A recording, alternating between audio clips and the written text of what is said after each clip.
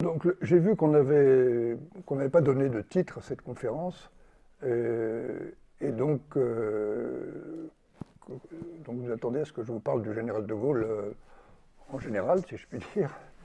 Et alors j'ai pensé que pour entrer, puisque j'ai compris que je devais parler à peu près pendant 1 heure, et puis qu'il y avait ensuite des questions. J'ai pensé que pour introduire le débat, puis nous mettre au cœur du sujet, ce qui serait le plus intéressant, c'est d'évoquer finalement la période tout à fait extraordinaire du printemps 1940, durant laquelle ce jeune général, il faut bien dire à peu près inconnu, sauf des journalistes et de ceux qui suivaient un peu la politique et la chose militaire, ce personnage donc qui est quasiment inconnu, va entrer tout à coup dans l'histoire par une effraction absolument inouïe. Et alors il a donné lui-même de ces journées absolument extraordinaires le récit dans ses mémoires. Moi j'ai essayé je pense le rôle de l'historien, c'est d'essayer de vérifier si les choses se sont bien passées, d'essayer d'approcher la vérité au plus près. Et j'ai eu la chance, puisque ce livre a été commencé en réalité au début des années, un petit peu avant la fin du siècle dernier, si je puis dire, puisqu'il est sorti en 2002. L'édition qui est en vente là est une réédition augmentée qui date de l'année dernière, mais la première édition date de 2002.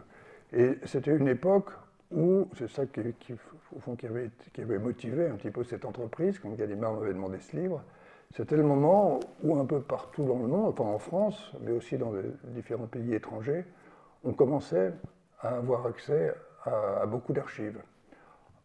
Et donc ça conduisait, si vous voulez, à affiner, à avoir une vision plus exacte, sans doute, de ce qu'avait fait de Gaulle, de ce qu'il avait été, de la réalité de son personnage et de la réalité de son action.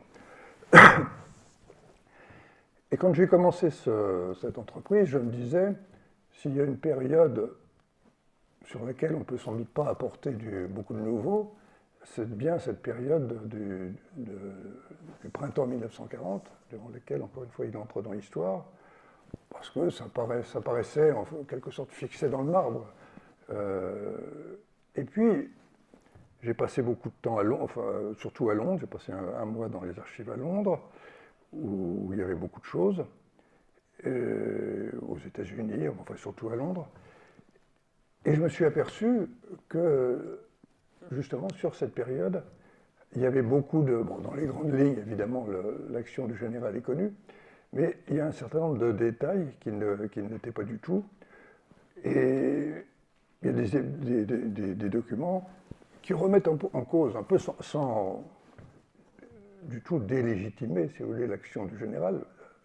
Il est bien évident que tout grand acteur qui écrit ses mémoires simplifie la réalité. C'est Napoléon est le maître du genre. Dans le mémorial de Sainte-Hélène, il dit d'ailleurs, il a une méthode que tous les hommes d'État ont plus ou moins appliquée après, ou même avant.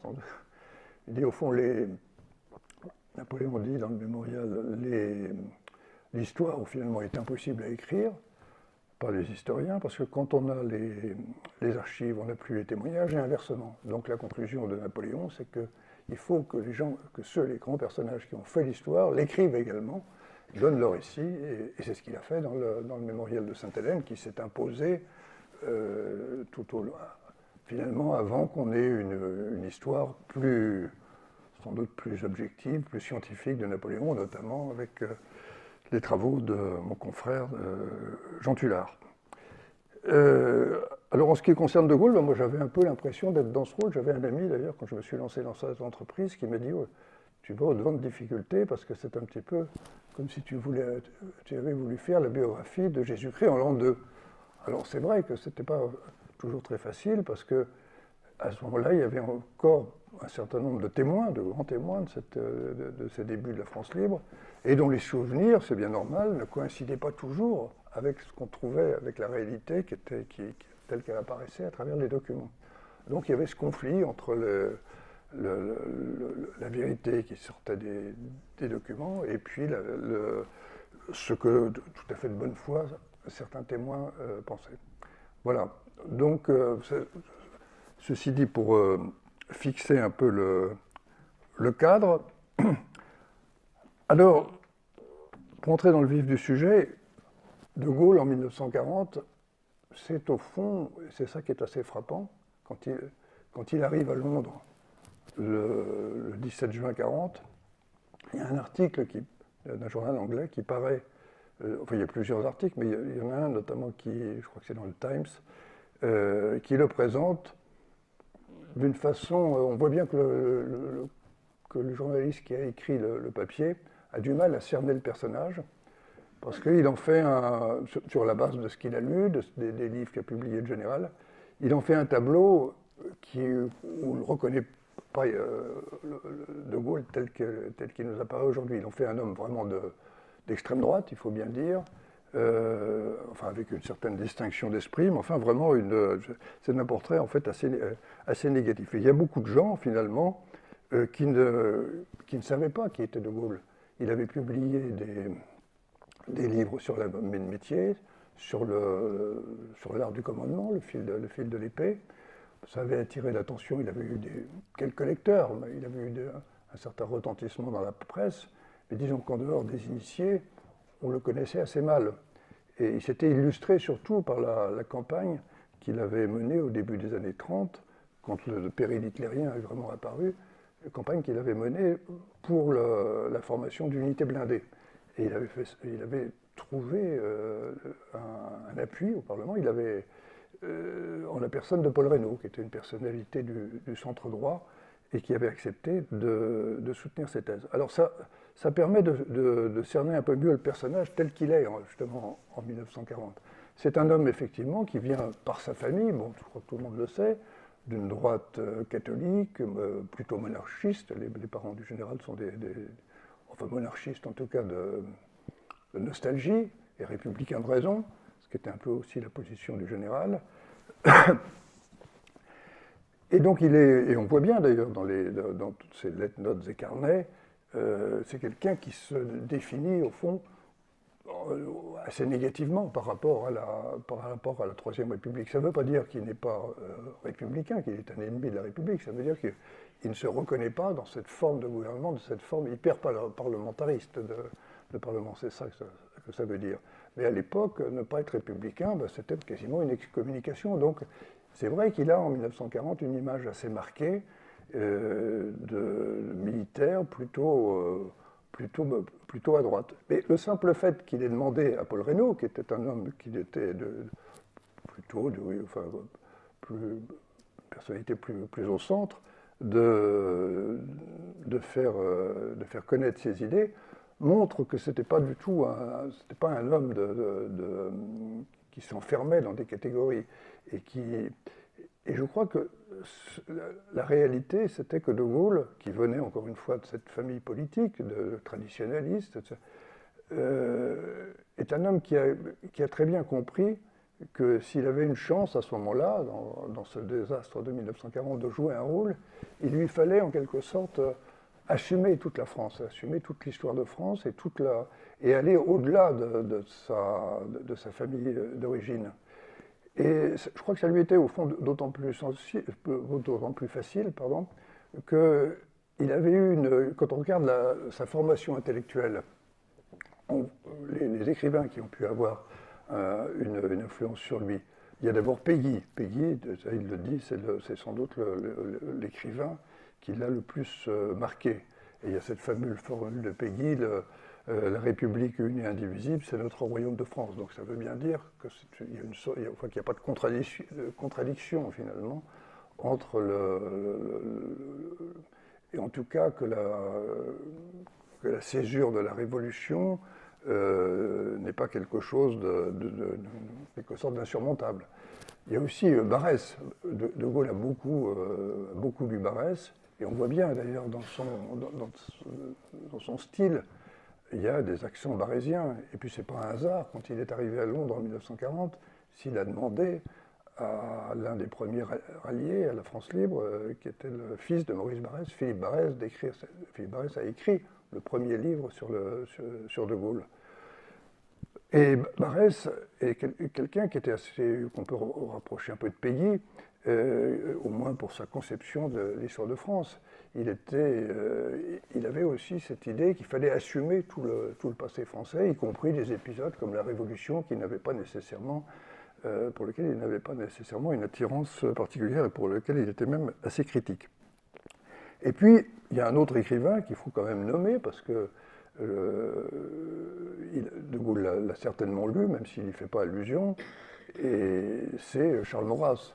Il est évident que le général a lu Maurras. J'ai siégé récemment dans un jury en Hollande d'une thèse de quelqu'un qui avait fait une thèse sur le général de Gaulle et les Juifs.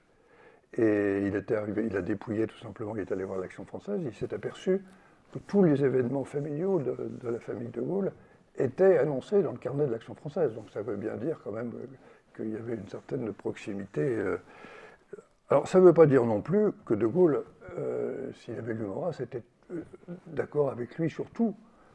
On voit bien, à travers les écrits du général, ce qui a pu le retenir chez Maurras, c'est-à-dire la critique du parlementarisme, ça c'est évident, et puis aussi une certaine conception de la France, enfin une certaine conception plus exactement, de la politique étrangère, avec cette idée qu'on a retrouvée quand le général est arrivé au pouvoir en 1958, de faire de la France, au fond, le fédérateur des petits pays contre les grands.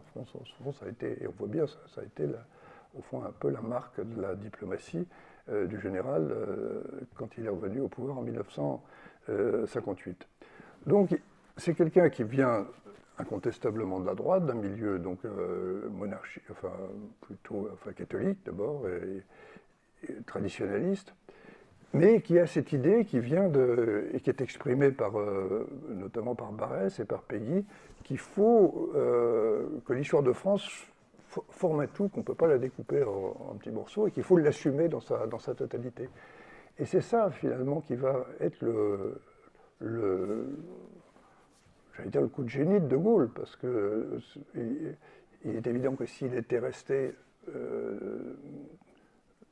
uniquement conforme à ce qui avait été son milieu, il n'aurait pas réussi à agréger autour de lui les forces qu'il a pu finir par rassembler. Alors donc voilà, c'est un homme qu'on connaît assez mal, et donc en 1940, il est encore colonel. Quand la guerre éclate, il est affecté sur la ligne Maginot, au fond il se morfond, et pendant toute la durée de ce qu'on a appelé la drôle de guerre, c'est-à-dire un moment où il ne se passait pas grand-chose, où les deux forces étaient face à face sans beaucoup bouger, il était donc dans un donjon, dans un château, là, sur la ligne Maginot, et il se morfondre. Mais il ne perdait pas son temps, et il y a quelque chose qui est très intéressant, c'est en janvier 1940, alors qu'il se passe toujours à peu près rien, il prend l'initiative d'envoyer à 80 personnalités un mémorandum dans lequel il revient sur ses idées, notamment sur la nécessité de doter la France d'unités blindées. Bon, il était sans doute un peu tard, mais on ne peut pas lui reprocher en tout cas de ne pas avoir averti et essayé de remédier à cet état de fait avant la guerre. Donc lui, au fond, c'est un geste tout à fait inouï de la part d'un colonel qui ne représente que lui-même et qui, au fond, hors hiérarchie, enfin en dehors de tout lien hiérarchique, envoie à 80 responsables politiques un mémorandum dans lequel il liste tout ce qu'il faut, ce qu'on a vu, ce qu'il faudrait faire. Et quand on voit les destinataires, on voit bien qu'il y a déjà chez De Gaulle cette idée de rassemblement. Et d'ailleurs, il raconte, je crois bien que c'est dans ses mémoires, oui, je finis pas, un dîner qu'il a eu à ce moment-là chez Léon Blum, qui était donc le chef du Parti socialiste, où il a essayé, Léon Blum, qu'il avait essayé de convaincre dans les années 30 de la nécessité de doter la France d'unités blindées, et Léon Blum, qui l'avait, il faut bien dire, pas écouté à cette époque-là. Voilà, donc ce mémorandum que De Gaulle envoie à quelques 80 personnalités en janvier 1940, on peut dire que c'est vraiment son entrée en politique. C'est un acte, au fond, c'est son premier acte vraiment politique. Et visiblement, il cherche à jouer un rôle. Il voit il voit déjà se profiler ce qui va se passer, c'est-à-dire la défaite, et il essaye de sortir de ce rôle militaire pour jouer un rôle politique là où il pense pouvoir être utile. Donc il est depuis le début, depuis plusieurs années, proche de Paul Reynaud. Or, Paul Reynaud, vous le savez, au printemps 1940, arrive au pouvoir. Il arrive au pouvoir, d'ailleurs, il succède à Édouard Daladier, qui était un radical, et il arrive au pouvoir dans des circonstances assez dramatiques déjà, puisque l'infériorité de la France est déjà patente. Il arrive aussi dans un climat parlementaire très, très dégradé, à telle enseigne que le président de la Chambre des députés, Édouard Herriot, n'a jamais été sûr que l'investiture avait été bien votée. Ça s'est joué à 1 ou 2 voix près. Et on pense que Paul Reynaud a été investi, mais enfin, on n'avait pas recompté 2 fois, on n'a pas fait le décompte 2 fois de crainte de se tromper. Donc il avait une position fragile, et comme Reynaud avait une position fragile, il a voulu constituer un cabinet qui reflétait, au fond, tout l'éventail français, une grande partie, disons, à l'exception évidemment des communistes qui s'étaient mis hors jeu avec la signature du pacte germano-soviétique. Donc, dans son cabinet, il prend, et c'est une tendance qui va s'accentuer au fil des semaines, il prend, dans son cabinet et dans son propre entourage, on voit il y a une partie de cet entourage et de ce gouvernement qui est composé de gens extrêmement résolus à opposer à l'Allemagne une résistance jusqu'au bout, et puis d'autres qui sont des éléments beaucoup plus mous et qui déjà songent à un armistice, pour être clair. Voilà. Et ça se manifeste notamment lorsque, au mois de mai, le maréchal Pétain, qui est à l'époque encore considéré comme un très grand personnage, le vainqueur de Verdun, qui a joué un rôle très important sous la Troisième République. Il a été ministre de la guerre en 1934 dans le gouvernement Doumergue. Son prestige est très grand. Et il a été nommé ambassadeur auprès de Franco. Il revient donc pour être vice-président du Conseil dans le gouvernement de Paul Reynaud. Et on sait déjà que Pétain est déjà très pessimiste sur la situation militaire et convaincu qu'à un moment ou à un autre, il faudra demander un armistice à l'Allemagne. Et les choses se précipitent, puisque, comme vous le savez, le 10 mai 1940, il y a cette offensive brusque des Allemands, et qui va enfoncer la France en un peu plus d'1 mois, puisque entre le 10 mai et pratiquement tout sera consommé le 16 juin, quand le maréchal Pétain arrivera au pouvoir et demandera le lendemain l'armistice. Alors De Gaulle, lui, essaye, à ce moment-là, dans le gouvernement, dans l'entourage de Paul Reynaud, avec lequel il est en relation constante, il essaye de jouer un rôle utile et pour essayer de galvaniser les énergies en faveur d'une poursuite d'une résistance accrue aux forces ennemies. Mais il faut bien dire son influence est contrebalancée par les personnages auxquels je faisais allusion, qui à la fois dans l'entourage de Paul Reynaud et dans le gouvernement sont d'un avis contraire. Il n'a pas réussi, au fond, il aurait souhaité avoir une sorte de poste de coordinateur, au fond, au point de vue de la conduite des opérations militaires auprès de Paul Reynaud. Ça n'a pas été possible. Et finalement, il va jouer, il va obtenir quelques succès militaires, puisque à Abbeville et puis à Montcornet, il va infliger aux Allemands. On ne peut pas dire. On parle de victoire, c'est peut-être un peu abusif. Disons qu'il a fait ce qu'il a pu pour opposer aux Allemands une certaine forme de résistance. On ne peut pas dire que c'est Montcornet et Abbeville, c'est quand même pas Austerlitz. Enfin, ça a une portée quand même symbolique. Et il est évident que De Gaulle a fait ce qu'il a pu, en tout cas, pour essayer de contenir la percée des Allemands. Et enfin, le 6 juin 1940, alors que la situation ne cesse de se dégrader, Paul Reynaud remanie son gouvernement, et c'est à ce moment-là que De Gaulle entre dans le gouvernement de Paul Reynaud. En qualité, il est pratiquement le dernier dans l'ordre protocolaire, il est sous-secrétaire d'État à la guerre. Et donc, c'est l'histoire, au fond, ça dure très peu de temps, ça dure 10 jours. Ça dure entre le 6 juin et le 16 juin 40, que tout se joue pour lui, et pour la France, évidemment.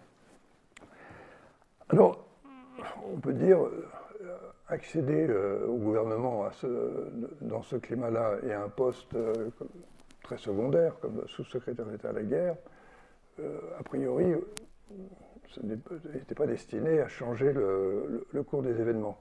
En réalité, c'est quelque chose, cette nomination pour... aujourd'hui, ça prête un peu à sourire, étant donné la suite des événements.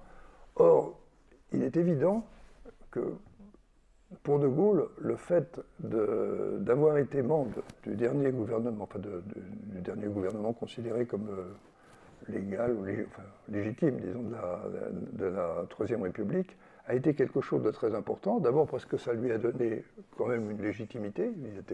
Il quittait, c'était plus un militaire, c'était quand même un politique. Il ne faut pas oublier qu'à Londres, plus tard, il y a des gens qui se rallieront à lui parce qu'il a été tout de même l'un des membres du gouvernement de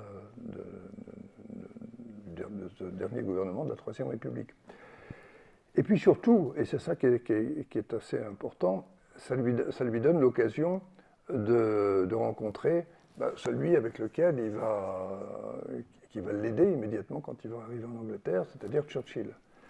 Donc il prend ses fonctions le 6 juin 1940, et déjà d'ailleurs, De Gaulle, quand on regarde les journaux de l'époque, on voit qu'il ne se comporte pas comme les autres ministres. Il réunit des journalistes, enfin il attire la lumière sur lui. C'est un petit événement tout de même, l'arrivée de Gaulle dans ce gouvernement. Il est d'ailleurs salué, j'ai retrouvé ça, je crois que c'était complètement inconnu. Il y a 2 articles qui se sont bizarrement passés inaperçus de la part de tous les historiens qui se sont penchés sur cette période. Il y a 2 articles de Charles Maurras à la une de l'Action française qui sont extrêmement élogieux sur le général de Gaulle et qui laissent penser qu'il y avait sans doute des liens, qu'il y a peut-être eu des contacts. Il y a aussi un article de Léon Daudet qui va dans le même sens. Mais enfin, il n'est pas salué que par l'Action française, mais il y a un certain nombre de grandes signatures de la presse qui se félicitent, qui connaissent les journalistes qui connaissaient De Gaulle pour ses écrits, qui connaissaient l'action qu'il avait eue en faveur de l'arme blindée, et qui se félicitent de son entrée, même tardive, dans ce gouvernement. Alors, ça va lui donner l'occasion donc de rencontrer Churchill. Churchill vient encore, au début de la période, Churchill vient de temps en temps encore à Paris, il rencontre Paul Reynaud. Et puis après, à partir du 14, le gouvernement quitte Paris, se replie sur l'Exode, dans un désordre indescriptible, et le gouvernement se replie d'abord sur la Loire, et puis ensuite sur Bordeaux. Et De Gaulle le suit. Et il y a un certain nombre de réunions, notamment sur la Loire, il y a une réunion à Briare, notamment à ce moment-là. Et c'est là, pour la première fois, que De Gaulle a l'occasion de rencontrer Churchill. Alors là, la légende s'est emparée de cette rencontre. On a longtemps prétendu que Churchill avait parlé de De Gaulle en disant l'homme du destin, enfin comme s'il l'avait découvert. De Gaulle lui-même a dit que c'était faux. Ils avaient eu un contact, il y avait eu un bon contact, mais Churchill n'a pas eu une illumination soudaine en voyant le général. Donc ça, c'est le premier contact. Le 9 juin, le général est chargé par Paul Reynaud d'aller à Londres, donc il s'y rend en avion avec un certain nombre de collaborateurs pour voir avec Churchill, pour régler avec Churchill un certain nombre de points, surtout techniques. Mais il faut bien dire qu'il n'obtient pas l'aide qu'il espère, et que Paul Reynaud espère encore de Churchill, pour une raison simple, qui est d'ailleurs assez... je m'étonne que ça ne soit pas plus repris aujourd'hui par les historiens qui travaillent sur cette période. Il se trouve, j'ai publié il y a une dizaine d'années les mémoires sur la période de 1940 de Roland de Margerie, qui était le directeur de cabinet de Paul Reynaud. Donc un bon témoin. Et Roland de Margerie dit très bien qu'il s'est rendu avec Paul Reynaud à Londres le 26 mai, et que lors de cette rencontre entre Reynaud et Churchill, Reynaud n'a pas caché à Churchill qu'il allait demander, qu'il pourrait être conduit à demander l'armistice. Donc, dans ces conditions, on s'explique mieux, évidemment, pourquoi Churchill n'était pas enclin à engager toutes ses forces derrière un gouvernement dont il n'était plus sûr et dont il pouvait même penser qu'il allait assez vite demander l'armistice. Donc, De Gaulle, à l'issue de cette rencontre du 9 juin, n'arrive pas à obtenir l'aide qu'il espère de la part de Churchill, mais encore une fois, le contact, malgré tout, s'est encore une fois bien passé, et les deux hommes se jaugent de plus en plus. Et puis, bon, les choses ne cessent de se dégrader, et le général donc gagne Bordeaux, et puis il est de nouveau le 16 juin, pas le 15 plus exactement, il parle le 15, il est de nouveau chargé d'une mission à Londres, et c'est là, le 16 juin, le 16 juin, c'est sans doute une des journées les plus tragiques de l'histoire de France, puisque il y a eu 3 conseillers ministres à Bordeaux dans la même journée, avec 2 présidents du Conseil différents, les 2 premiers avec Paul Reynaud, et le dernier dans la soirée avec le maréchal Pétain qui vient d'arriver au pouvoir. Donc, De Gaulle est envoyé à Londres, il se trouve donc le 16 juin dans la matinée avec Churchill, en fin de matinée, et c'est là qu'arrive une proposition qui est officiellement portée par Jean Monnet, qui est président d'un comité de coopération franco-britannique. Mais en réalité, c'est un projet d'union franco-britannique qui a été élaboré surtout dans les milieux anglais. On en trouve trace dans les écrits d'un historien comme Tonby. On en trouve trace aussi dans les œuvres de Keynes, le grand économiste. Et on voit même que dans les archives de Jean Monnet, il y a un mémorandum de Keynes on voit que Monnet s'est certainement inspiré de tous ces projets qui, du côté anglais, un petit peu du côté français aussi, travaillaient dans l'hypothèse où dans ce qui est arrivé, c'est-à-dire le désastre, la défaite de la France. Et l'idée était au fond d'opposer à cette fatalité la nouvelle d'une fusion totale des 2 pays. Alors naturellement, je crois que personne ne pensait que ça pouvait se réaliser, et c'était en réalité un signal qui était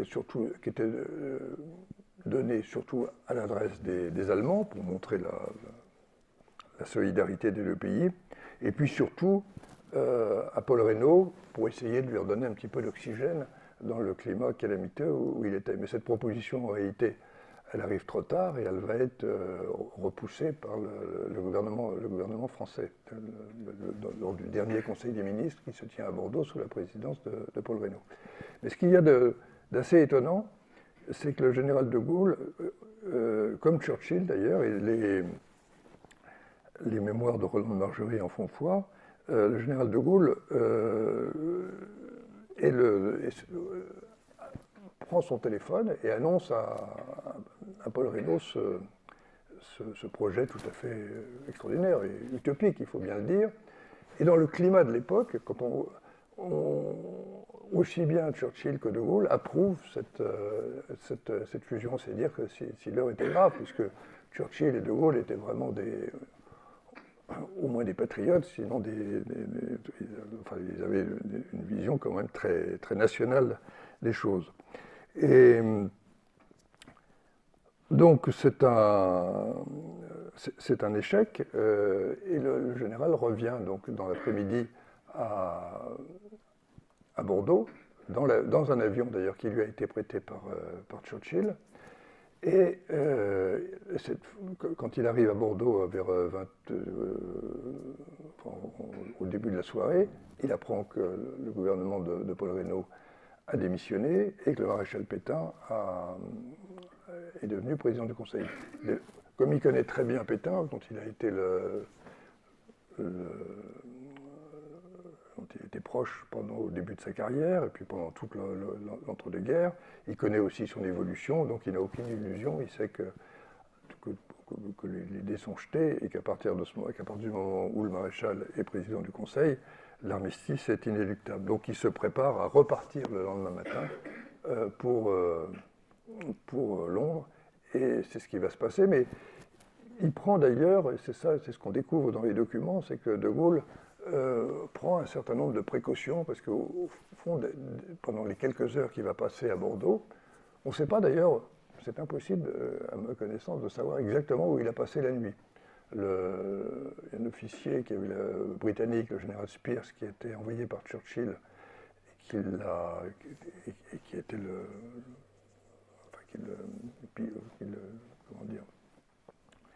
qui l'entourait au cours de ce voyage et qui donnait les ordres aux pilotes anglais qui les avaient amenés à Bordeaux. Général Spears, qui s'est par la suite brouillé avec de Gaulle, a affirmé que de Gaulle avait passé la nuit sur un bâtiment britannique de peur d'être arrêté. On n'en sait rien en réalité. Ce qui est sûr, c'est qu'il dit dans ses mémoires qu'il a pris quelques précautions. Voilà. Et alors c'est là, si vous voulez, qu'à partir de ce moment-là, on peut dire que l'histoire de Gaulle, elle devient, comment dire, il y a l'aspect légende, et puis il y a la vérité qu'on voit dans les archives. Et la vérité n'est pas exactement conforme à la légende. Ben, c'est bien normal, dans tous les grands événements historiques, les choses se passent comme ça.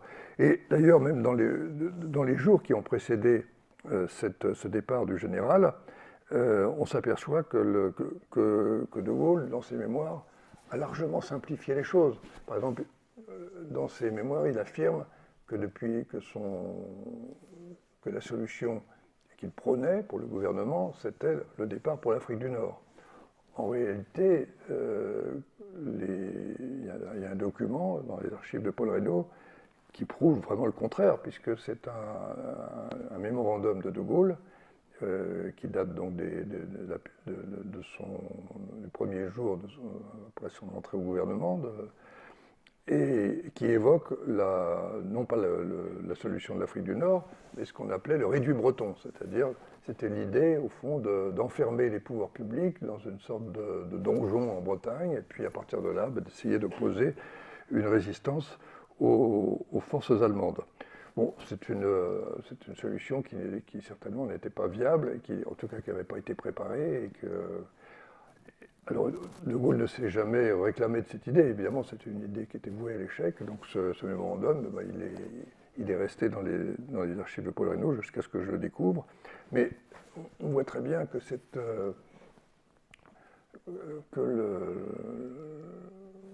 que De Gaulle a arrangé les choses quand il a écrit ses mémoires, qu'il a donné sa propre version. Tous les grands acteurs de l'histoire ont fait la même chose.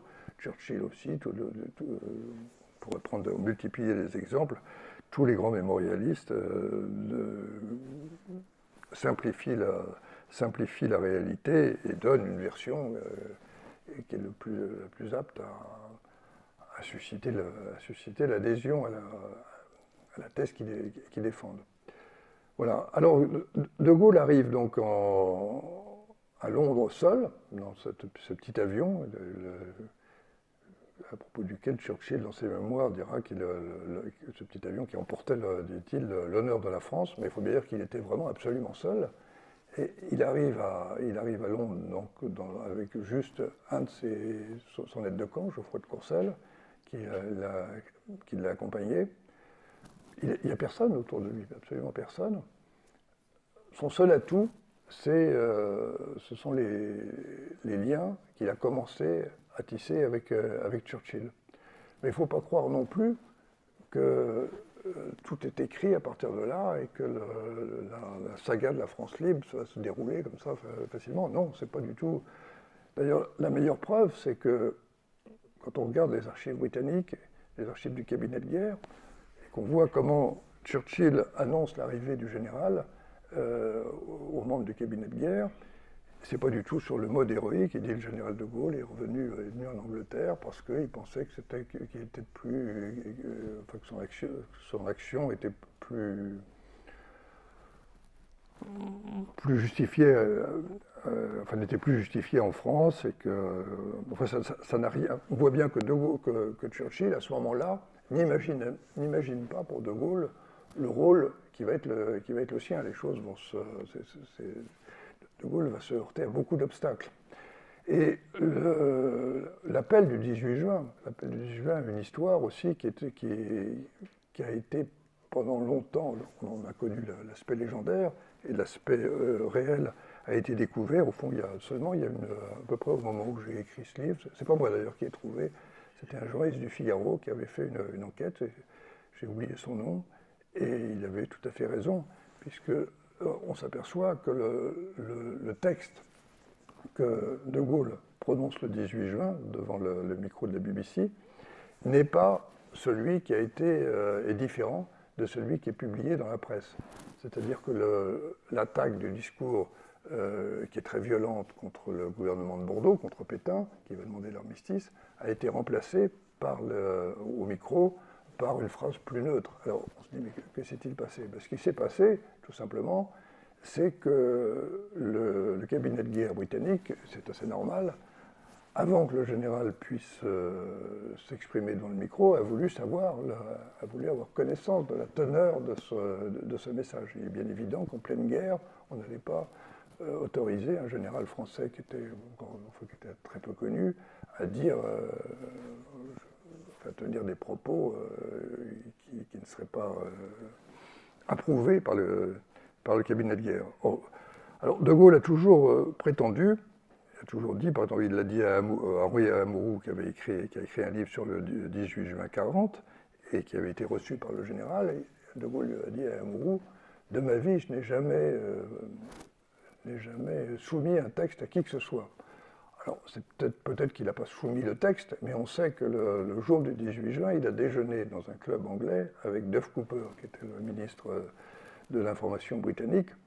Il ne lui a peut-être pas donné, encore une fois, un texte écrit, mais le probable, c'est qu'il lui a donné la substance de son discours. Et Duff Cooper en a fait un rapport, évidemment, au cabinet de guerre, à Churchill, et le cabinet de guerre s'est opposé aux premières phrases que voulait prononcer De Gaulle, parce que, pour une raison qu'on peut comprendre, c'est-à-dire que la situation n'était pas encore vraiment claire du côté des relations avec Bordeaux, avec le gouvernement de Pétain, et donc il fallait voir, même s'il était probable que Pétain allait demander l'armistice, les Anglais voulaient encore voir s'il n'y avait pas une possibilité de rattraper les choses, d'essayer de... Enfin, ils ne voulaient pas couper les ponts brusquement. Donc c'est la raison pour laquelle on a demandé à De Gaulle d'atténuer en quelque sorte le discours qu'il a prononcé à la radio, Et c'est évidemment ce qu'il a fait. On en a la preuve, puisque le discours a été capté en France, et on en trouve la relation d'ailleurs dans plusieurs journaux de province. On m'en a envoyé encore il n'y a pas tellement longtemps, des gens qui avaient conservé ça, qui avaient retrouvé ça dans un grenier. Et puis il y a un certain nombre de radioamateurs qui l'ont capté, et puis surtout les services d'écoute suisses qui en ont fait un rapport. Donc il n'y a plus aucune discussion sur ce point. Donc ça montre bien que les obstacles auxquels De Gaulle se heurte quand il arrive. Et on peut le comprendre. Après tout, il a été membre de ce gouvernement de Paul Reynaud, mais enfin, il était le dernier dans l'ordre protocolaire, il n'est pas encore un personnage très important. Il a une image quand même assez marquée, on ne sait pas. Et même des gens, au fond, qui souhaitent continuer le combat, se posent des questions sur son orientation, sur ce qu'il veut faire. Et on en a la preuve lors du dîner auquel De Gaulle va assister quand il arrive à Londres, le 17 juin 1940. Donc il ne connaît personne, sauf les gens de l'ambassade de France, et Jean Monnet qu'il a eu l'occasion de rencontrer. Et Jean Monnet l'invite à dîner chez lui, il y a ce dîner Geoffroy de Courcelles, qui était l'officier d'ordonnance de Gaulle, et puis René Pleven, qui deviendra président du Conseil plus tard, et qui était le collaborateur de Jean Monnet. Et tous les deux m'ont raconté le dîner, et le dîner d'ailleurs avait commencé d'une façon qui montre bien que De Gaulle n'était pas encore du tout dans le rôle qu'on lui connaîtra par la suite. De Gaulle arrive au domicile de Jean Monnet, et Jean Monnet n'est pas encore là. Il est encore à son bureau, il mettra un certain temps à arriver, et pour le faire patienter, Madame Monnet, qui est une jeune Italienne, qui n'est pas très au courant des choses politiques, essaye d'entretenir la conversation avec ce grand militaire qui arrive là dans son appartement, enfin, qui la désarçonne un peu. Et pour essayer de meubler, de dire quelque chose, elle lui dit « Général, combien de temps durera votre mission à Londres ?» Et il lui dit « Madame, je ne suis pas ici en mission, je suis là pour sauver l'honneur de la France. » Alors évidemment, elle était très très surprise, parce que ce sont des paroles évidemment qui aujourd'hui paraissent magnifiques, mais qui à l'époque paraissaient un peu présomptueuses. On se demande, et on voit bien, j'ai vu donc la relation de ce dîner, à la fois par Courcelles et par René Pleven, et on voyait bien que c'était un dialogue de sourds, que Jean Monnet n'était pas... lui aussi voulait continuer le combat, mais il ne voyait pas De Gaulle continuer, former une sorte de force aux côtés des Britanniques. Ça, il n'y croyait pas. Et c'est à partir de là que va se cristalliser, il faut bien dire, l'opposition qui s'est manifestée entre les deux hommes. Monnet n'était pas le seul, il y avait aussi un certain nombre de Français de Londres qui auraient pu théoriquement se joindre au général. Il y avait par exemple André Mauroy, qui était un écrivain très connu à l'époque, qui avait écrit beaucoup sur la Grande-Bretagne, qui avait énormément de connexions dans la haute société britannique. André Mauroy, qui était juif, il devait son élection à l'Académie française au maréchal Pétain, qui avait ça peut paraître futile, mais il lui en était reconnaissant, donc il n'a pas voulu rejoindre De Gaulle. Il y avait aussi Paul Morand, qui était un grand écrivain, qui était lui aussi, qui connaissait très bien la société britannique, et qui était en mission, qui était diplomate, qui était en mission là-bas, et qui lui s'est opposé, alors vraiment avec beaucoup de force. Donc, les seules personnes que De Gaulle voit arriver finalement autour de lui au lendemain de l'appel du 18 juin en 1940, ce sont il l'a dit d'ailleurs, c'était faut dire des inconnus, des gens qui, pendant très longtemps, il n'y a eu ni un préfet, ni un général, ni un haut fonctionnaire. Il n'y avait que des gens un peu qui n'avaient rien à perdre, qui écoutaient leur patriotisme, et qui venaient. Alors c'est ça qui est intéressant, qui venaient vraiment de tous les horizons. Il y avait à la fois des officiers assez traditionnalistes, comme il y a eu Destienda, il y a eu celui qui est devenu le futur maréchal Leclerc, Haute-Cloque, des gens qui étaient au fond assez proches de l'Action française. Et puis à côté de ces militaires de tradition, il y en avait même qui étaient encore plus marqués. Par exemple, je pense à Étienne de Bois-Lambert, qui est devenu, après la guerre, le chancelier de l'Ordre de la Libération, qui lui était carrément, il l'a jamais caché, il était cagoulard.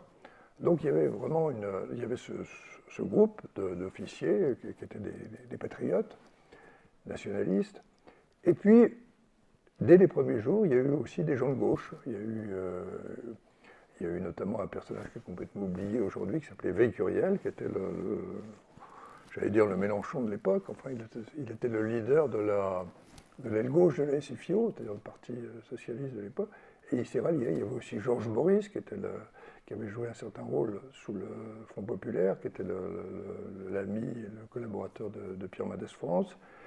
Il y a eu un jeune ethnologue qui s'appelait Jacques Soustel, qui était à l'époque de gauche, enfin qui ensuite a évolué dans un sens un peu différent.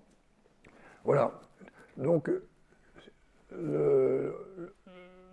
quand on regarde ce qui se passe au lendemain du 18 juin, on voit que se forme déjà finalement, et c'est ça au fond ce qui, avec le recul, on peut se dire, a fait le succès de Gaulle. Il a eu l'intelligence, encore une fois, d'assumer, au lieu de se ratatiner sur une base qui était son milieu, au fond, son milieu naturel, il a su s'ouvrir et assumer finalement toutes les familles spirituelles. D'ailleurs, il y a un livre de Maurice Barrès, qu'il avait certainement dû lire, que Maurice Barrès a écrit pendant la Grande Guerre, qui s'appelle les diverses familles spirituelles de la France, où Barrès, Dieu sait s'il avait été engagé contre Dreyfus, l'antisémitisme, etc. Barrès, pendant la Grande Guerre, expose les raisons qu'il y a de réconcilier au fond toutes les familles spirituelles françaises. Et on peut penser que c'est ce genre d'écrits qui ont inspiré De Gaulle avec l'idée qu'il fallait assumer en quelque sorte toute l'histoire et rassembler toutes les forces. Il y a même des personnalités un peu sulfureuses qui le rejoignent. Par exemple, il évoque dans ses mémoires de guerre l'arrivée de Pierre Cotte, qui avait été le ministre de la guerre de l'aviation du Front populaire. Et alors il a cette formule assez amusante. Il dit, Monsieur Pierre Cotte se propose d'assumer n'importe quelle tâche, fût-ce même laver les escaliers. Et il ajoute, mais il était trop voyant pour que cela fût souhaitable. Alors on peut se demander à quoi ça fait allusion. Je pense que De Gaulle était assez au courant de la réalité, c'est-à-dire ce qui a été découvert par les historiens il n'y a pas tellement longtemps, c'est-à-dire que Pierre Cotte était quand même très très lié aux soviétiques. Et que De Gaulle, là ça montre bien aussi son intelligence, n'avait pas tellement envie autant il était prêt à accueillir des gens qui venaient de la gauche mais qui n'avaient pas ce genre d'attache, autant il se montrait méfiant vis-à-vis de personnages comme Pierre Cotte qui étaient des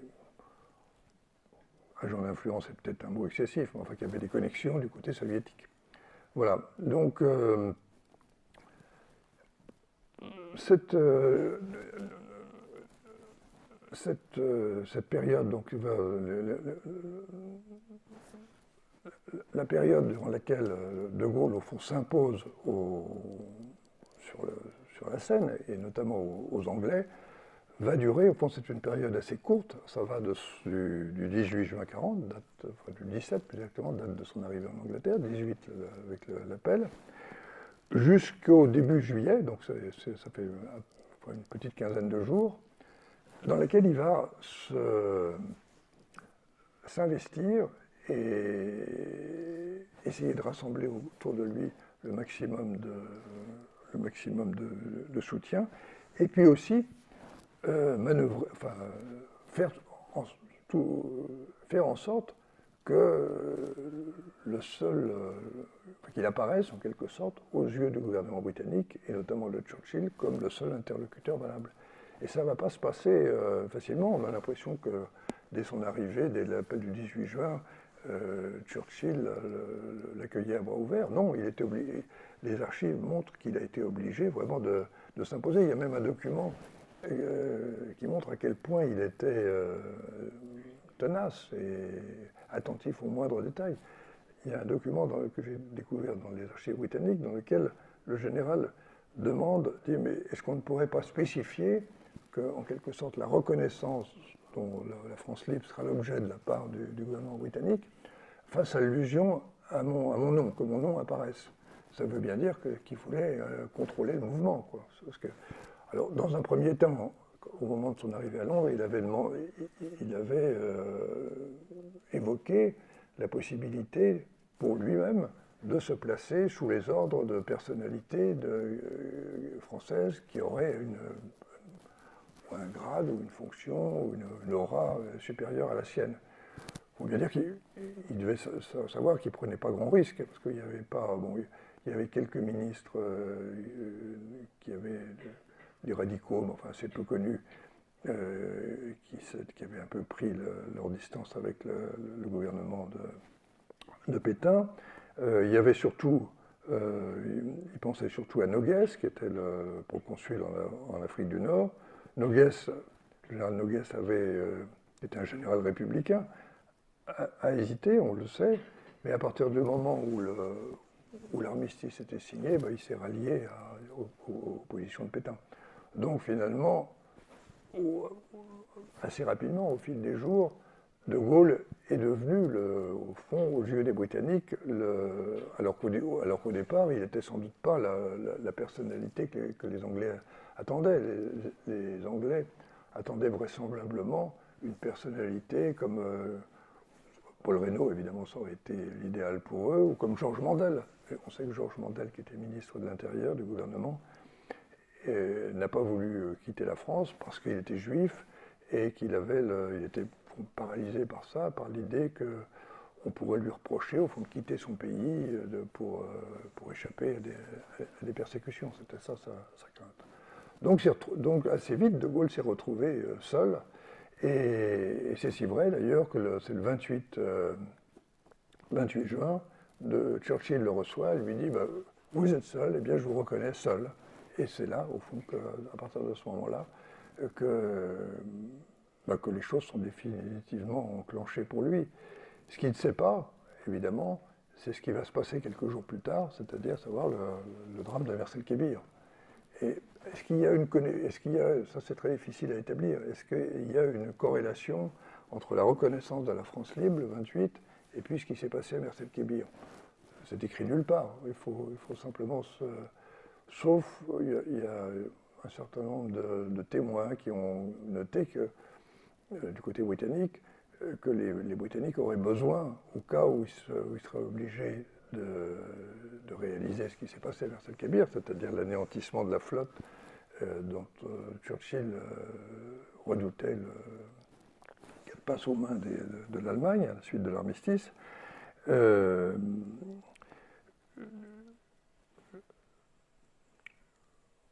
Oui, il y a un certain nombre de documents du côté anglais qui évoquent la possibilité d'avoir en quelque sorte du côté français quelqu'un qui réponde en quelque sorte qui puisse se porter garant si on peut dire, des Britanniques. Et on peut dire que De Gaulle va se trouver à un moment, il a l'impression d'être piégé quand il apprend. Il apprend vraiment, c'est le matin du 4 juillet, quand on vient lui annoncer que la flotte a été détruite, ou va être détruite, il est absolument furieux, parce qu'il est convaincu qu'il connaît Darlan, qui est l'amiral de la flotte, et il l'a souvent dit d'ailleurs à Churchill, il a dit Darlan est un féodal, il ne livrera pas la flotte. Enfin, c'était son idée en tout cas. Donc De Gaulle est absolument furieux de l'anéantissement de cette flotte. D'ailleurs, c'est si vrai qu'il va faire un discours assez critique, où on voit une certaine colère à l'égard des décisions prises par les Anglais. Mais malgré tout, il est obligé de couvrir en quelque sorte l'opération qui a été décidée par Churchill. Et il n'y a aucun doute que ça a été un instant de vérité, parce que s'il n'avait pas, s'il avait adopté une position différente, il est probable qu'à ce moment-là, les choses se seraient grippées du côté anglais et qu'on aurait trouvé, on aurait recherché quelqu'un d'autre. Et voilà. Donc il a ça a dû être un épisode absolument horrible pour lui, parce que et il y en a eu un autre. Alors, je finirai là-dessus. Qui lui a été sans doute très, très difficile humainement, c'est ce qui s'est passé au mois de septembre à Dakar, quand il a essayé de débarquer. C'est une opération qui avait été, il faut bien dire, assez mal montée. Beaucoup de marins français qui devaient participer à cette opération avaient des petites amies anglaises à laquelle ils racontaient ce qui allait se passer. Enfin, c'était de notoriété publique, on savait exactement ce qui allait se passer. En plus, les informations qu'on avait sur les positions de Dakar dataient de la guerre de 14. Enfin, tout était à l'avenant. Et puis surtout, on avait oublié une chose, c'est que à cette époque-là, l'idée de l'opération de Dakar, c'était que la flotte qui devait arriver devant Dakar donnerait l'impression d'une immense armada et qui conduirait le gouverneur Boisson, qui était le représentant de Vichy, à abdiquer, enfin à se rallier. On avait oublié qu'une chose, c'est qu'à cette époque-là, il y a du brouillard devant Dakar. Donc quand ils sont arrivés, eh bien, on ne voyait rien du tout.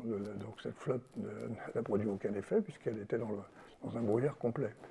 Et donc toute l'opération a été ratée. Et ça a été un fiasco terrible pour De Gaulle, à telle enseigne qu'on a même dit, enfin, il y a eu des bruits selon lesquels il aurait voulu se suicider. Je n'y crois pas une seconde, mais il a évoqué quand même cette idée très longtemps plus tard. Je finirai là-dessus. Ça m'a été raconté par Philippe de Chartres, qui a été ministre brièvement de Gaulle, et ensuite de Pompidou. L'épisode se situe en mai 68, juste après le retour du général de Baden-Baden, autre moment assez clé de la destinée de Gaulle. Et de Chartres est nommé ministre ou secrétaire d'État aux travaux publics. Il faut bien dire qu'il ne connaît pas grand-chose aux travaux publics. Et on lui dit, le général va vous recevoir demain à 11h. Alors il est paniqué, il se dit, mon Dieu, il passe toute la nuit avec un de ses collaborateurs qui est polytechnicien pour être en mesure de répondre à des questions techniques qui s'imaginent. Et puis le général l'aborde, il dit, Monsieur de Chartres, il paraît que vous avez fondé un festival Corneille à Rouen. Alors je suis très surpris, il dit, oui, mon général, quelle est à votre avis la plus belle pièce de Corneille ? Alors il est effaré, et il se lance, et il dit, en général, c'est une pièce qui n'est jamais, que très rarement montée, qui s'appelle Suréna, et qui est le conflit de la passion et de l'amour, et qui se résout par le suicide. Et là, De Gaulle lui dit, mais vous savez, j'ai été effleuré par cette idée quand j'étais sur mon bateau à Dakar, quand j'ai dans cette atmosphère tropicale, quand ce désastre. Ça ne veut pas dire du tout qu'il y a eu le moins de commencement d'exécution, ça veut dire simplement qu'il était tellement atteint par le résultat, enfin, le fiasco de cette opération, qu'il a eu un moment on m'a fait dire, on va chercher une mauvaise querelle en prétendant que j'avais prétendu que le général voulait se suicider. Je n'ai jamais dit ça, j'ai simplement relaté cette histoire qui est d'ailleurs déposée dans les archives de l'Institut de Gaulle. Voilà, pardonnez-moi, je vous ai peut-être raconté cette histoire un petit peu en désordre. Maintenant, je suis à votre disposition pour répondre à des questions, et pas seulement sur cette période. On peut évoquer toute la totalité de l'action de Gaulle, y compris après 1958.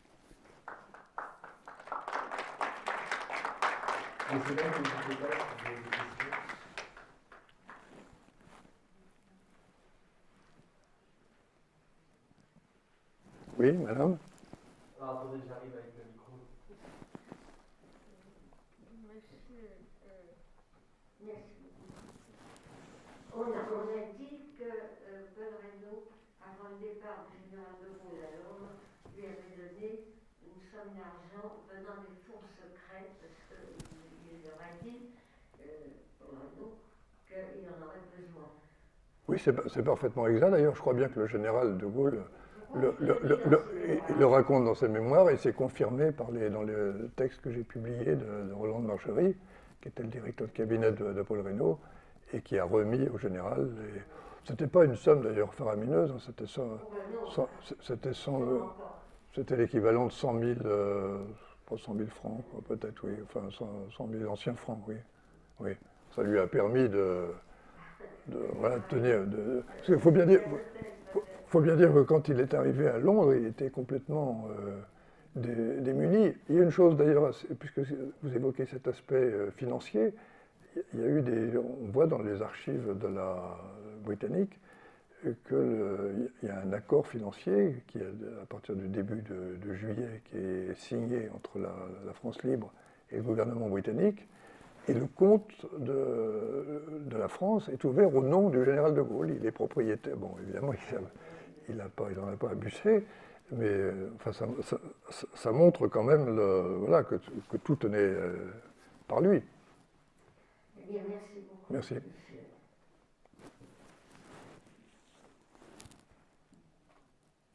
Oui.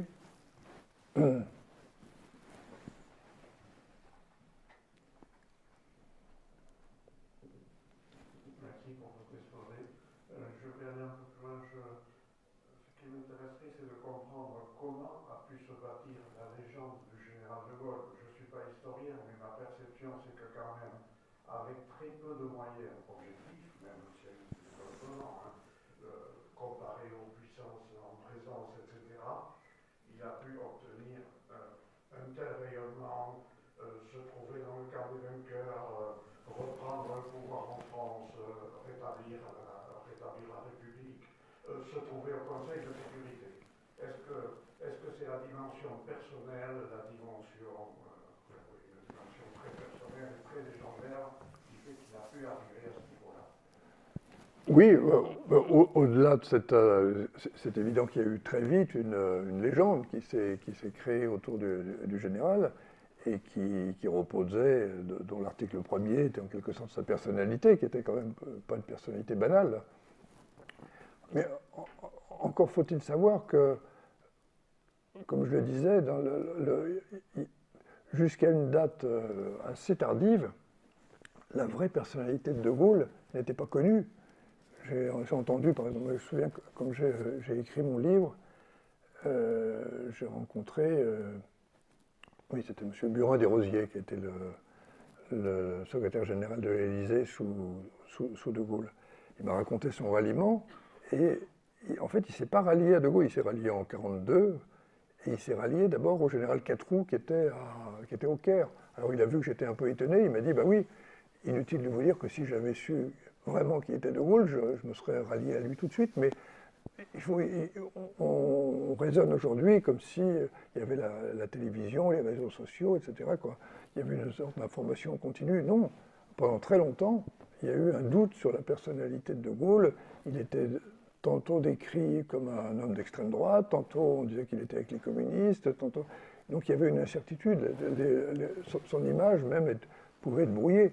Ce qui l'a imposé, au-delà de la légende que vous évoquez, il n'y a aucun doute, c'est sa détermination. C'est un homme on lui a reproché de ne pas être, quelquefois de radicaliser ses positions, notamment vis-à-vis des Anglais, etc. Mais il le disait, il avait cette formule qu'il répétait souvent, il disait « notre seule arme est notre intransigeance ». Au fond, il savait qu'il était faible, qu'il représentait, et que s'il faiblissait un moment, et évidemment, tout ce qu'il avait fait risquait de s'effilocher. Donc il n'avait pas tellement de solutions. C'était sans doute, de son point de vue, la meilleure solution. Donc, ce qui l'amenait évidemment à avoir des positions, effectivement, quelquefois radicales. Et alors, vis-à-vis des Anglais, et plus encore des Américains, après, ça l'a conduit évidemment à des conflits très violents, très graves, notamment en 1943, quand il y a eu le rapprochement avec le général Giraud. quand s'est profilée la fusion des deux mouvements à Alger, là, la tension a beaucoup monté. Et De Gaulle qui était un très habile négociateur, mais De Gaulle était un peu comme Napoléon, c'est-à-dire qu'il savait utiliser ses colères. On sait très bien que Napoléon utilisait ses colères. De Gaulle était quelqu'un qui faisait la même chose, et qui faisait monter la tension à un point absolument incroyable. Donc souvent les interlocuteurs, notamment anglais, finissaient par capituler, et puis c'était une tactique. Mais dans le feu de l'action, évidemment, ça créait une certaine tension. Et à ce moment-là, on voit très bien que Churchill a été à deux doigts de rompre avec De Gaulle. Il y a des lettres, j'avais retrouvé je crois qu'elle est dans mon livre, une lettre qu'on n'avait jamais osé publier de Churchill au roi George VI, une lettre privée à ce moment-là, dans laquelle Churchill parle de l'attitude du général de Gaulle. Et il dit que c'est un personnage épouvantable, impossible, qui est un ennemi de l'Angleterre. Et il dit, mais son attitude est à mettre davantage sur le compte de la bêtise que de la méchanceté. Évidemment, on n'a jamais osé publier ça du vivant de ces deux illustres personnages. Mais bon, ça montre que... Non, c'était une tactique délibérée. Dès qu'il est arrivé à Londres, au fond, il savait son rôle et il savait qu'il ne lui fallait pas faiblir un seul instant parce que, encore une fois, toute l'entreprise risquait de s'écrouler. Alors, ça l'a amené quelquefois à être très dur. Il ne faut pas voir De Gaulle comme un personnage... Le pote de Guimauve, hein, c'est pas ça. De Gaulle, c'est un personnage, c'est l'héritier de Richelieu, c'est un homme pour lequel aussi la raison d'État, ça existe. Par exemple, il y a eu un épisode qui m'avait beaucoup frappé dans la découverte de ce document dans les archives britanniques. Vous savez qu'il y a eu un moment, il y a eu un personnage au début de la France libre, qui était l'amiral Muselier, qui était un marin. C'était sans doute il avait une réputation un peu... pas très bonne dans la marine, je ne sais pas exactement ce qu'on lui reprochait. Il était surtout, je crois que c'était le seul amiral radical socialiste, donc évidemment, c'était pas dans la marine, c'était assez singulier. Et en tout cas, il s'était rallié à De Gaulle, et il n'y a aucun doute que Muselier avait créé, à partir de rien, les forces françaises, enfin la marine de la France libre. Et puis au fil des années, Muselier, qui était plutôt un homme de la Troisième République, supportait de plus en plus mal De Gaulle, et il s'est laissé manœuvrer par les Anglais qui voulaient contrebalancer l'autorité du général. Donc le général a voulu se débarrasser de lui, et j'ai retrouvé dans les archives britanniques, c'est de la main du général, il y a eu une épreuve de force, et De Gaulle a pris des sanctions contre lui. Mais au terme des accords qui avaient été signés entre la France libre et le gouvernement britannique en 1940, les sanctions que le général, enfin que les autorités françaises, la France libre, pouvaient être amenées à prendre vis-à-vis de subordonnés, n'étaient applicables qu'avec l'aval des Britanniques. Donc De Gaulle savait très bien que Muselier ayant été poussé par les Anglais n'allaient pas le mettre en prison. Donc il fait une note dans laquelle il dit le problème, c'est la santé mentale de l'amiral Muselier. Il faut le mettre dans une clinique, mais très éloignée de Londres, etc. Enfin, c'est une lettre de cachet, il faut bien dire. Et d'ailleurs, j'ai vu que Renaud Muselier, qui est le petit-fils, je crois, de l'amiral Muselier, ça ne lui a pas échappé, raconte ça. Il a écrit un livre sur son grand-père. Il a été évidemment assez un peu surpris que son grand-père ait failli être l'objet d'une lettre de cachet. De Gaulle était comme ça, il estimait qu'il n'avait pas le choix et puis qu'il était la France, et donc la France, doit se défendre.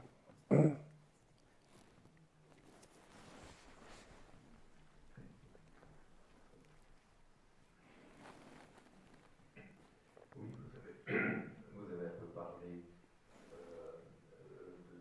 de Gaulle et Giraud, hein, donc... oui, j'en ai pas parlé parce que j'ai surtout parlé de juin 40 et juin 40, c'est après. Oui. Vous pouvez dire pourquoi et à quel moment, finalement, les gagnants gagnent toujours, c'est Oui. gagner, et à quel moment, qu'est-ce qui s'est passé entre De Gaulle et Giraud pour que De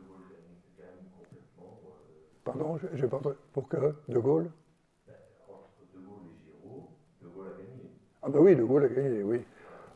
Bah, c'est-à-dire, il faut d'abord dire qu'ils se connaissaient, que Giraud avait un grade supérieur. Hein. Il était, avant la guerre, c'était déjà une personnalité dans l'armée assez importante. Mais c'était essentiellement un soldat. Enfin,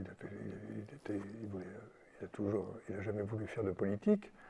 Et puis vous savez qu'il a été prisonnier, qu'il s'est évadé d'Allemagne, et puis qu'il est dans les conditions dans lesquelles il est passé en Afrique du Nord.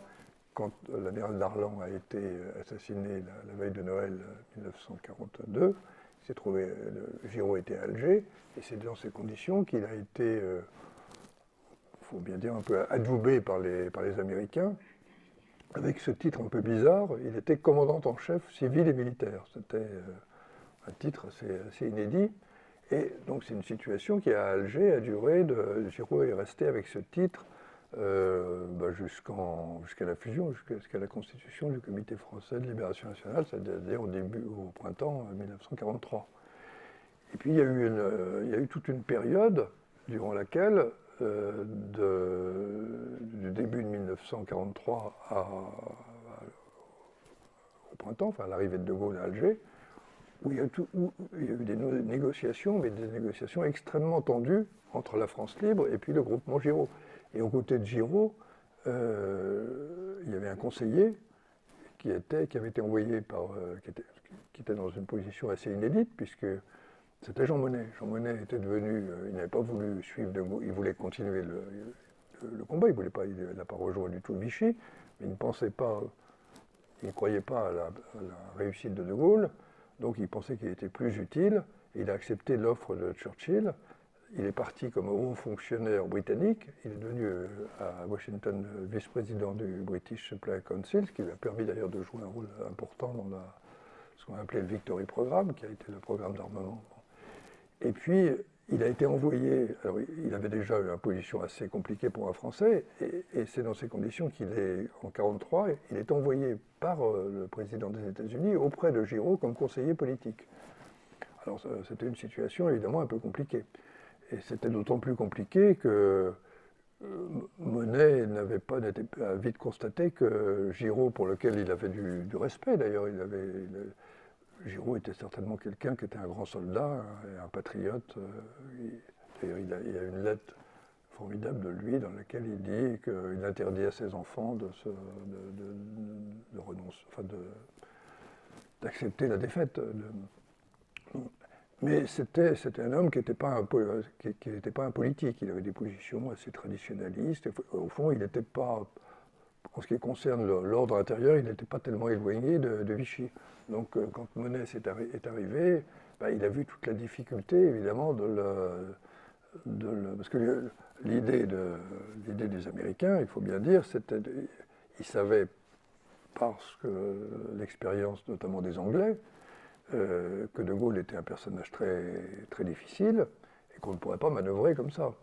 Donc, ils pensaient que leur intérêt était d'avoir un personnage comme Giraud, qui était un grand soldat, mais qui ne ferait pas de politique et qui, au fond, serait plus, faut bien dire, peut-être plus malléable.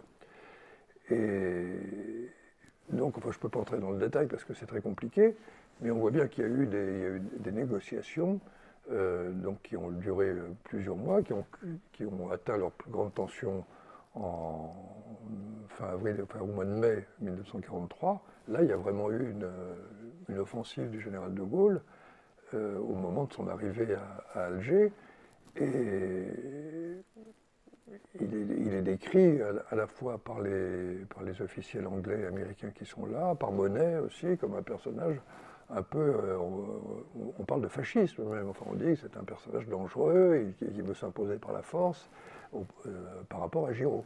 Bon, et puis finalement, les choses finissent par s'arranger provisoirement, en ce sens que De Gaulle arrive à Alger, puis est constitué le Comité français de la libération nationale, avec une sorte d'exécutif à deux têtes. Il y avait à la fois le général de Gaulle et le général Giraud qui le présidait. Et puis, vous me demandez comment est-ce qu'il a réussi et comment le général de Gaulle a fini par s'imposer.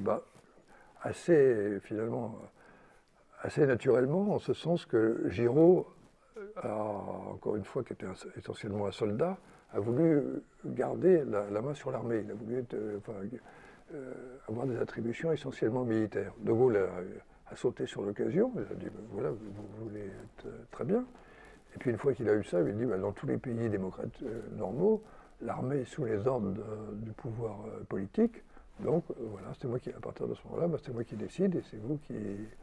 C'est comme ça que, enfin, je caricature un peu, mais c'est comme ça un petit peu que ça s'est passé, quoi. Parce que ça a été dû à l'inexpérience de Giraud, et puis aussi au fait que De Gaulle, enfin, ça entraînerait un peu loin, c'est aussi le moment où le Conseil national de la résistance se réunit en France. C'est le moment, quelques jours après, Jean Moulin est arrêté. Mais la constitution de ce Conseil national de la résistance, aux yeux des Américains, est censée apporter, aux yeux des Alliés, des Américains notamment, la preuve que De Gaulle a l'appui des partis, enfin des anciens partis de la Troisième République, donc qui n'est pas le fasciste que l'on décrit. Et c'est ça qui, dans une certaine mesure aussi, va faciliter l'opération, au terme de laquelle Giraud va être complètement marginalisé.